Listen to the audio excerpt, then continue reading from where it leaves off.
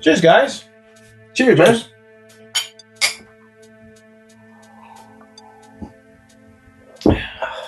Hey, Coho, Yeah. are you in a coffee break?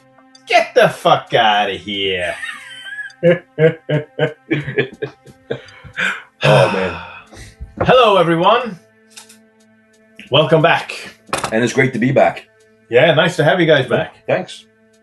So, I am KH, and we are doing another episode of Coffee break? Coffee Break. And I am joined by Paul and James. You guys might have seen them here on the show before. Yeah, and we are doing another movie review. So, what are we going to talk about today, Paul? We're talking about Eddie Murphy's fifth outing as Axel Foley. Fifth? Fifth. What? There's an unaired pilot from 2013. Get where- the fuck out! No. it's true. Where Brandon T. Jackson was supposed to play Axel Foley's son. Yeah, And he was going to be the police chief. And Eddie Murphy was coming back as... The police chief. yeah. Okay, interesting. Well, that's cool. I didn't know that. Do you think that would have been a good thing if they had done that? That would not have. That would have messed up the movie that we have now, wouldn't it? With the continuity and everything. Yeah, but this one does as well, so... Yeah, true. Hmm. Anyways, so this is the fourth official. Fourth official movie. Yeah. But this time it's the daughter instead of the son. And before we continue, before we head into spoilers, all of that, just very quickly, if you guys are watching and just want to know what we think, what did you guys think? Did you like the movie? I thought it was fantastic. Yeah? I loved it. Absolutely entertaining the entire time. I always said that Eddie Murphy needs Beverly Hills Cop 4 to make a real comeback. Because, yeah. I agree. Yeah. I loved it as well. And I think this is, might be his comeback. Yeah, but they said the same thing about Dolomite, which is a good movie. But it didn't actually Yeah. do anything much for Eddie Murphy. No. All right. So if you've watched this far, you haven't seen any of the Beverly Hills Cop movies, just pause the video, go watch all the movies, and then come back. If you just haven't seen the fourth one, go watch that and then come back. Because we're going to go into lots of spoilers and We're going to be spoiling everything. all kinds of shit. Yeah. So, all right. Who do we have in this movie? Okay, so we have Eddie Murphy as Axel Foley, of course. Yep. And you have a lot of other familiar faces from the franchise, like Judge Reynolds. You got Billy. Yeah, Yeah, he is Reynolds. Billy. You have John Ashton as Taggart. Taggart. Fun fact, how old do you guys think he was in the first one? I thought he was 50-something in the first one. He was 36. 36 years in the old. first one. I can't believe it, man. And, of course, you have his partner from Detroit, Jeffrey, Paul Reiser, and Serge. Serge. Serge. Serge. It's Serge. I freaking love that guy. Yeah, he's awesome. He played the same part in The TV show. Step by Step. Step by step. Serge. That's all the reoccurring characters, right? Yeah, I think I so. think so. Mm. All right. Okay. Joined by them, you have Kevin Bacon. As Kevin Bacon.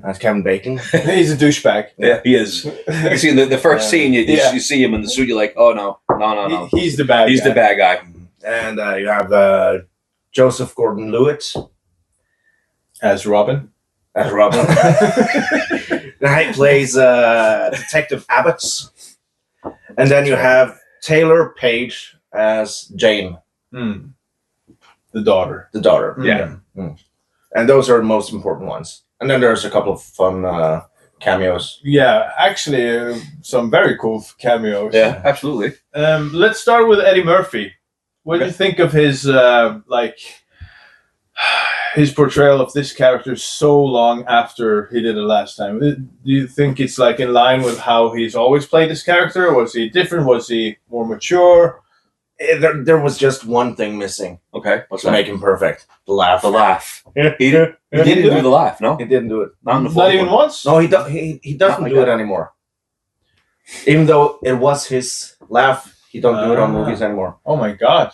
Mm. I didn't notice. I remember that very well. I was waiting for his laugh to come. Ah, So he didn't. But- definitely didn't laugh like that. that's weird. Besides that, he was Axel Foley. As Yeah. Axel Foley always been. Mm. And you know what?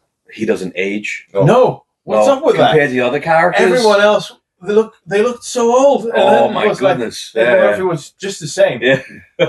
Like Joseph Gordon-Levitt looks older. Yeah. I actually didn't recognize Jeffrey, like his partner. Mhm. I was like, he looks familiar. Oh shit, it's that guy. And I mean, Taggart, yeah, he's older, but he was always tell- old. you can tell. always older. But Billy, Yeah, well, Yeah. he did not age Yeah. well. Yeah. yeah, I don't know. It looks like he had a hard life. it looked that way. Eddie Murphy aged like fine wine, and he aged like milk. Exactly. What did you think of the other characters that were coming back to their roles, like Taggart and Billy? Yeah, I loved all of them. They yeah. were themselves. Yeah. All of them. Yeah, nostalgia-wise, I Mm. think it's fantastic that they were able to do this. But it's more than just nostalgia. It's Yeah. like they have to be there. Yeah, they do You have to be there. couldn't do a Beverly Hills movie without Well, they did a third one without Taggart. Yeah. But they had like Discount Taggart, the other guy who was. No frills Taggart. I don't remember what the character's name was or the actor. I remember him from John something. Chicago Hope or His character's yeah. John something. John yeah, something. yeah, I think. John something. John something. And well, but Billy is in all of them. Billy, And Axel, and Serge. no, He's Serge not in the is second not in one. the second one. I am. All right. Okay. What about the new characters? Did you like them? Yeah, I like Kevin Bacon as a bad guy. You can't go wrong. Like you have Eddie Murphy and Kevin Bacon. That's like 280s icons. Yeah, that's in one. pretty- definitely. That's awesome. Kevin Bacon was awesome as a douche. Yeah. Yeah, he was a good douche in that one. I didn't like the daughter in the beginning, but she grew on me and as the movie went on. And Joseph Gordon-Levitt was, he played the same guy. Like Yeah, he he's played also- Robin from the Dark Knight Yeah, Rises. that was basically it. But it works. And he had intercourse with Eddie Murphy's daughter. Yeah. And Eddie Murphy kept mentioning it. Yeah. He had intercourse with Oh, man. Yeah. What about you? You were satisfied with the new characters? Yeah, I think so. I mean, one of my favorite parts is the helicopter scene. Yeah. You know, this guy's Yeah, supposed to be a helicopter pilot. What's his Yeah. name again? Robin. Robin. Yeah, Robin. Robin's flying a helicopter. He's Robin now. He's Robin now. Detective Abbott. And fake Taggart. Those are the two characters. Yeah. Robin and fake Taggart. Yeah. So Abbott, he was like the new Billy. that's right. yeah, he Yeah. was because like Billy is out of the movie for most of the movie. Yeah. He's like kidnapped and stuff and getting beaten up and whatever. Yeah. But the helicopter scene, I think, is fantastic. This guy's supposed to be a pilot, right? And he's got PTSD because he crashed a helicopter before and he totally forgot how to fly a helicopter all of a sudden. But actually, that's a good point because he is kind of like Billy, Yeah. but he's like reverse Billy because Billy is gung ho, unafraid, Rambo. This guy is very sensible, a bit like Scaredy Cat, and he's very like opposite of Billy. Yeah. But he's still the same kind of type. Yeah, he's the same character, but He's the same character, but opposite. I see that. And speaking of the helicopter crash, Yeah. Christopher McDonald. Well, I'm jumping into cameos now, but Sure. like, Jump, go right ahead. it was so crazy seeing him in the movie, and I was like, "Huh? What is he doing here?" And I don't know. I mean, it can't be a coincidence. He's basically Sure McGavin. from Happy Gilmore. Yeah. Can I mention another cameo? Yeah. Towards the beginning of the movie, we roll back a little bit. He's in that three-wheeler scooter. Oh yeah. Yeah, when he first arrives in Beverly. Yeah, Hills, and he accommodates it, and he crashes and everything and shit, right? And you got those two lady cops that arrest him. Yeah. That one lady cop is his actual daughter. Mm-hmm. Yeah, who's arresting him. So that was pretty cool. Yeah. And you also mentioned that there's another cop who tases him. Son-in-law, when he gets tased, that's his son-in-law in real life, But we couldn't see him in the credits. I don't think he's credited. No, I think he was in probably not enough frames. Yeah. Yeah, exactly. So that's I don't think he said much either, Yeah. So. And the guy from the golf club who Eddie Murphy tries to talk to convince to give him a car or something, golf car. Oh yeah. He's also somebody famous, I think. Yeah, I don't know who that was, but I think interwebs. He was just doing Damon Wayans or Chris Rock's part from the other ones. First movies. Mm-hmm. Yeah. All right. What do you guys want to continue on? Skip to story. What is it about? Yeah. Mm-hmm. Oh yeah. James, you want to do the story? I'm bad at this, but I'll try. Really quick. So Axel Foley has to go back to Beverly Hills. Because he finds out that his daughter is got into some trouble, that she doesn't really know the extent of this trouble. Mm. She's a lawyer, right? And she stumbled upon basically dirty cops and everything, and her life was in danger. She doesn't know how deep it goes. No, she finds out later, right? She starts to find out when she's hanging from a car, from a cable. Exactly. Yeah. That was a cool scene. Yeah, that was a really cool scene. And I mean, other reoccurring characters. Just to go back on that, it's not just a reoccurring character, but it feels that way. Like some of the scenes, some of the way the movies are connected. It's like poetry. It's like symmetry. It's not just that this movie and the other movies have similar scenes and homages to each other, but it's just that's the rhythm of the whole Beverly Hills Cop. But I like how they portray Beverly Hills in all the movies. Exactly. And I feel like Beverly Hills gets more, how do you say it? High tech and silly. Yeah. And that's like California is in real life. No, it's all make believe. If you look at it now, it's getting more silly. That's what I mean. In the first Beverly Hills Cop movie, you see Detroit, and then you see Beverly Hills, and you see the contrast, and you have the same similar scene in this one. Where Detroit stays the same in all movies, but Beverly Hills moves on. Yeah, and you see the differences from every movie. Then you see some tiny changes, and in all of them, you have Eddie Murphy is noticing something new, and he's like, that's right. And, another cool thing, these movies play off each other, or the last one does with the other ones, of course. But the radio station in Detroit, I think it's the same channel. And Eddie Murphy, the shirt he's wearing is the name of this radio station. I don't remember the name of the radio station. That's cool. A lot of cool stuff like that. And he's wearing the same jacket. Yeah. That's Detroit Lions, isn't it? Yeah, I think so. Oh, I haven't paid attention. I think it's a Lions jacket. Mm-hmm. Yeah, there's a lot of stuff like that, and I really appreciate that. Mm-hmm. And if you watch all the movies back to back, you're gonna notice these things. Another awesome thing I like, and it's the same in every start of the movie, it's all the automobile carnage. Yeah, exactly. Crashing all the cars. But that's what I'm talking about. The silliest way. Yeah. I just absolutely love that.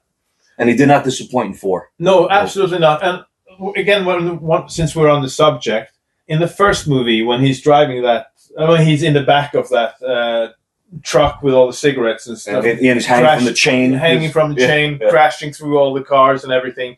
You have a Neutron Dance with Pointer Sisters. And that same song comes in the fourth movie when he's driving that tiny little police. Yeah. And in the opening scene of the second movie, when he's driving that is a Porsche or Ferrari, maybe the red car, the really fancy car he's got, when he's undercover. Okay. Then you have a song by who is it? Shake down, take down, you busted. That they play that song when he's driving the hockey thing, the snowmobile in the new one. Okay, when they're chasing the bad guys in the first scene, that's the song from the second Beverly Hills Cop movie. So again, there's so many cool things if you've seen the other ones, there's a lot of cool stuff you're gonna appreciate. Yeah. Speaking of songs, okay, so there's Axel F. Kids today will think they stole the song from Crazy Frog. Yeah. And actually, I was watching the movies, and my son came into the living room, and he was like, "Dad, why are they playing children's songs in this movie?" And I'm like, and I was thinking, I can't swear in front of him, but I was thinking, get the fuck out of here. So yeah. Yeah, I remember. I thought the thought before he came in. Yeah, I thought the thought before he came in and said it that kids will probably think they are stealing the Crazy Frog song. Crazy Frog. While it's the other way around. Yeah, I remember I had the same problem. Like when I went to the bookshop and I then found like the Lord of the Rings book. What the hell is that? They made a book out of the Lord of the Rings. No, I'm just kidding. Yeah. Okay, so yeah, these movies are connected, and I would recommend anyone watching this to watch the old three first. Absolutely, yeah. And got to use a little bit of imagination, especially the first two, because it's a bit old. I feel they still hold up, though. You think so? Yeah, I think so. I mean, compared to other movies from that time, it's very high production value, and like it is Jerry Bruckheimer and Don Simpson. Yeah, I think it is. So, I mean, yes, it's old and it's aged a bit, but compared to like other movies from '84, it's pretty good. Oh, it is. Oh, yeah, yeah. And it's not relying on the effects or the action, and I think that's why it holds up pretty good, because like it's still the comedy, the characters, like a very good story. Yeah. Yeah. I was thinking like with some of the tech that they use from the first one to the fourth one, right? Yeah. The contrast is huge. Absolutely. Yeah, that's also like a theme when we talked about how Beverly Hills changes. So it's it makes sense. It's a gradual change if you see all three. Yeah, it makes sense in a way. Yeah. I remember the lights on the police cars in the first one. It wasn't like the normal light. Yeah, it's the one with the magnet they put on top. On top. It looks really silly. I've actually remember that in New York when I was growing up as a kid. They had those. But it's not one of those. It's a big one in the middle. I don't think it's one you can put on. Oh, okay. It's like a big, I don't know, like a... Oh, police squad. Yeah, like the one from the police squad. Exactly. I know what you're talking about, yeah. Because when you see them, they have like the plainclothes car, the brown car they got, the squarish looking ones, and they got the... That's pretty cool. The pacing of this movie is more like customized, or like, what do you say? Like, it's more for the modern audience. ADHD generation. It's quicker. It's quicker. It's faster. I think I mentioned this when we watched the movie. Like, I would not have I would have liked that we have had more scenes with a bad guy. Yeah. I would have liked to get to know Kevin Bacon's character a tiny bit more. Like, we could have had 3 more scenes with him just being a douchebag. He wasn't as cold as the old villains. No. Like the one in the first movie. I mean, in all the other movies. You get the security guy from the third, and Bridget Nielsen. Yeah, she's the main... I mean, you have the main villain, Max something, Dent. Yeah. But she's the charismatic villain. Yeah. And in all the other movies, you have like the mastermind, and then you have the henchman. Yeah. In this one, you didn't have that, did you? Not that I noticed. No. Because the bad guy is Kevin Bacon, and it's only him. Like, it's clear from the beginning that he's the one that. And that also is like similar to the old ones. You know who the bad guy is. They reveal who the bad guy is from the beginning of the movie. He's the best dressed guy every time. Well, you have all the masked henchmen. In the new one. Yeah. But it doesn't take... I mean, the first scene with Kevin Bacon in the police station, you know he's the bad guy. Yeah, he's a cop in that office wearing a suit that's way too expensive. Yeah. And then they point it out. Axel points it out like 3 seconds after, in the scene there. What about the action scenes? What did you like think of that? It was also like a bit more fast paced than the old ones. Yeah, everybody's a bad shot still. Yeah. And Billy is very polite still when he's like trying to take down bad guys. He's asking them to like just lay down their weapons and surrender. Weapon crazy Billy. Yeah. The last action scene there was really cool. In the house. Yeah. And again, I keep coming back to this, but like I was like waiting for Taggart to like pull out the shotgun, waiting for Billy to pull out the big guns. He says the same line, like you can never have too much firepower. Yeah, that's right. Which he says in the second one. Yeah. Mm. Okay, so it might be like that. The movie plays a tiny bit on nostalgia. Yeah, it does. It does. It definitely does. But I mentioned continued error. Oh yeah. And that's Jane. Mm. Because she is supposed to be 32 years old in this movie. That means she was born in 1992. Yeah. And the third movie is from 1994. But it came out in 94. Is it possible that it's supposed to be set in 91? No, or 90? Because Billy too, he mentions that Robin. Yeah. I can see you've been here before. 84, 89, and 94. 94. Yeah. So it's confirmed that the third movie is indeed in 94, which means that Eddie Murphy, if it's not an error, Eddie Murphy has a wife and daughter back in Detroit, and he starts flirting with Marcus Burnett's wife. yeah, from Bad Boys. From Bad Boys. Yeah, she's the lady who works at the park. Yeah, in the third one. The lady in the park. That's the woman who plays Teresa Randall. She plays Mrs. Burnett in Bad Boys 1 and 2. Mm. So he has a wife and daughter back in Detroit. Mm-hmm. Unless it's an ex-wife, or like maybe they're divorced. Yeah, but you mentioned that he was around when she was a kid. He came back when things didn't work out with the lady from the theme park, and she got together with Martin Lawrence's character after this.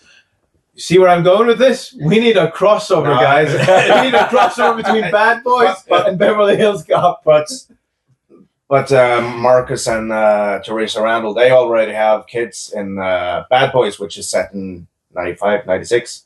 So that doesn't add up either. They were on a break as well. They were on a break as well. She went to this theme park to try to get some new impulses in life and start over, and it didn't work out with Eddie Murphy, and then she comes back. That's what happens. Yeah, but that's the canon. But speaking of Bad Boys, it's kind of cool that both Will Smith and Eddie Murphy had a great comeback this year with the fourth movie in both. It's the fourth movie in both series. Yeah, and they both lived up to expectations. 100%, and I would say these are the two coolest movies I've seen this year. And Furiosa. Yeah.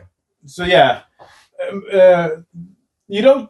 All these movies, even Furiosa, these are like the kind of cool action movies you would have coming out 20 years ago. Yeah. It's not the kind of movies you get too often these days. No. And Bad Boys did really well in the cinema. Yeah. They did actually. Yeah, they did. Everybody, I'm not watching this. I'm canceling Will Smith, but he proved them wrong. Yeah, and I don't know how this movie's doing right now, but I hope Beverly Hills Cop 4 is doing really good, because I would love to see a Beverly Hills Cop 5. Yeah, that would be or a crossover.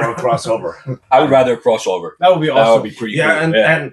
And Marcus and Mike has a reason to go to LA, because Bad Boys have a TV show spin-off called LA's Finest with there you go, Marcus's sister. There you go, working as an LA there you have TV. It. So there's a reason for them to. Hollywood, we're giving you lots of ideas here. Cool. Yeah. What else? Anything else you guys want to bring up? Nah, I think it's all covered. I think so too. Go watch the movie. Yeah, it's fantastic. Yeah, I mean, it's okay. I have a couple of more questions for you guys. Sure. So before this movie came out, how would you order them? Like, how would you put the order of the movies in the like based on how you like them? Best to worst, or From worst to best. worst. Yeah. 1, 3, 2. You like the third one better than the second one? Yeah, I don't get why everybody hates the third one. I love the third one. I mean, I have it the same way. What about you, James? I like them all. Yeah, I do too. Yeah. Like, I think they're all really good action movies. Mm-hmm. If I was gonna like, it was I don't know, like if I was gonna rate them, it would be like 9 out of 10, 8 out of 10, 9 out of 10, 8 out of 10. Right. Yeah. Basically. Yeah. And now with this one, where would you put this in the whole? Because of the pacing, I would put it Last. I still think the 3 first are better movies, but this is a great like. Maybe it's equal to the second one. That's where I am. Yeah, it's not worse.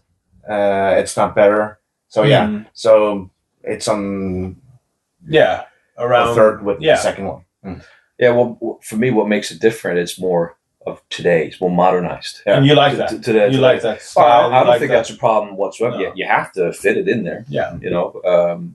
But it like you said, it could be the pacing could be different. Yeah, you could have get to know the villain better.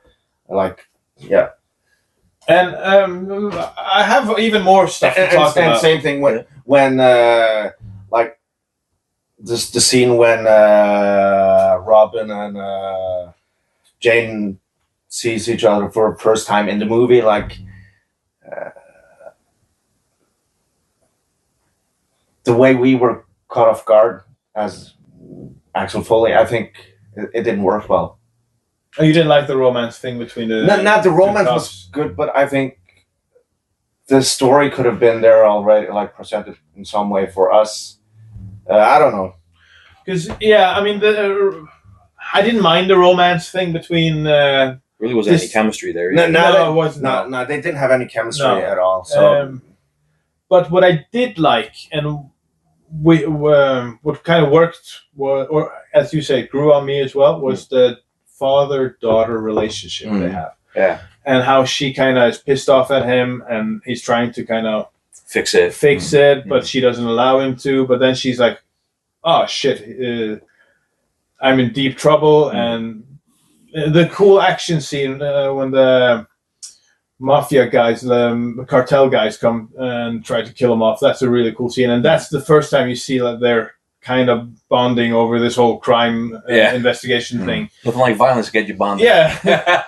So, and that was like also a cool thing because we've seen Axel Foley being Axel Foley 100 times, and you mentioned he's not laughing that laugh anymore because Eddie Murphy doesn't do it, but he's got character development. Like if you see throughout as a whole, you get to see him more vulnerable. You get to see some other sides of this character in this movie. And I mean, for me, that worked pretty good. So that balanced the whole really fast pacing, like the ADHD pacing, that kind of restrained it a little bit and held it back and made me kind of get more into what the story was about and like get more invested in the movie. So the story could have been better, but the best aspect of the story was that he's a father trying to save his daughter. Right.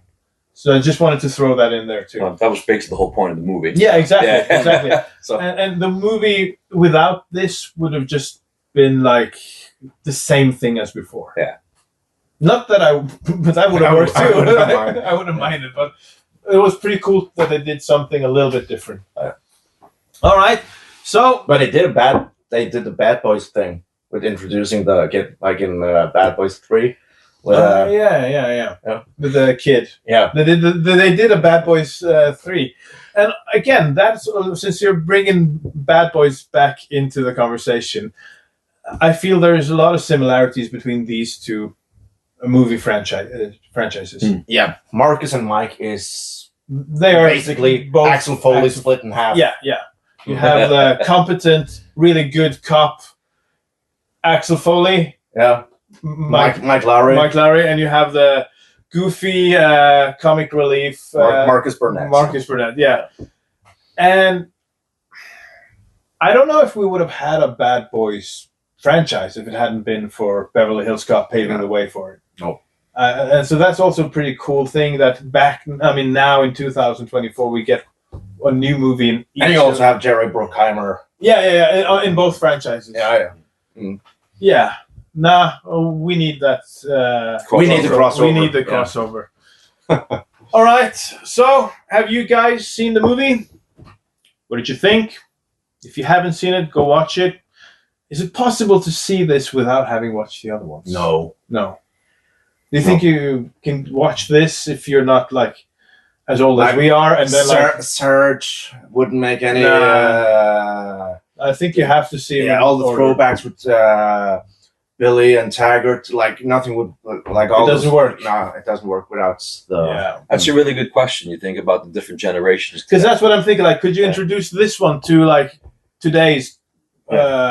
I don't know, kids or like young people today. Could they watch this and then be like, oh, okay, this was a cool movie, I can go back and watch the other ones?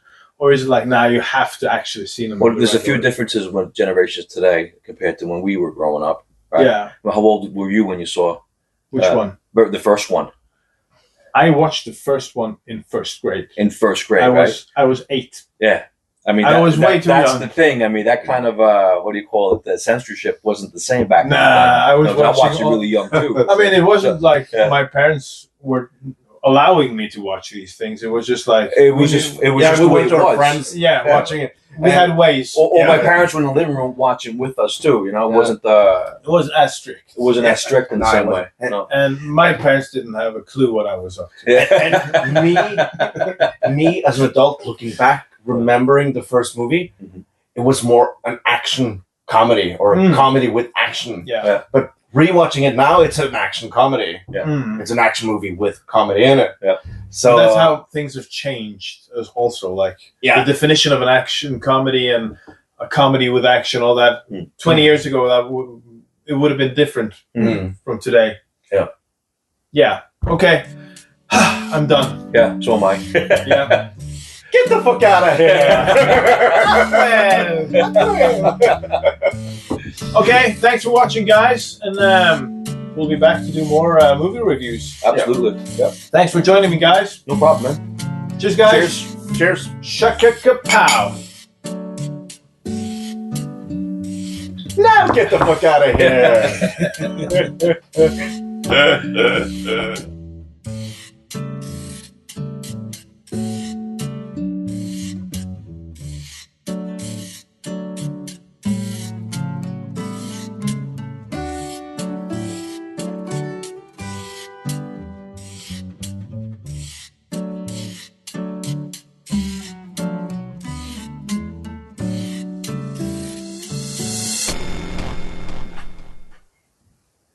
Cheers, dudes. Cheers.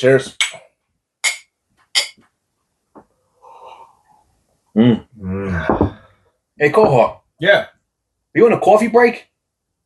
Kan du säga? Get the fuck Fan, Engel! Helvete!